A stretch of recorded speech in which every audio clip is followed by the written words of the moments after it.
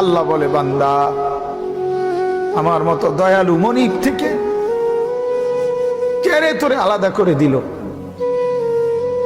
মা গাররাকা, আরে বান্দা আমার থেকে কেন আলাদা হলি? আমি কি অপরাধ করেছি?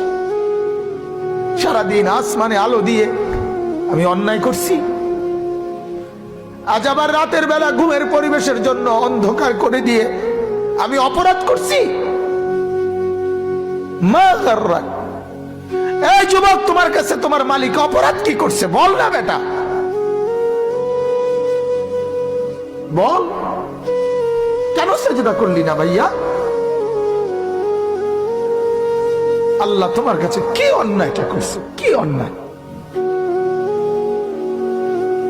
কি না দিছে মালিক? মা গাররাকা বিরাব্বিকাল কারীম, এটা আল্লাহর ডাক। আল্লাহ বলেন, বান্দা কে রে তোরে আমার থেকে আলাদা করলো?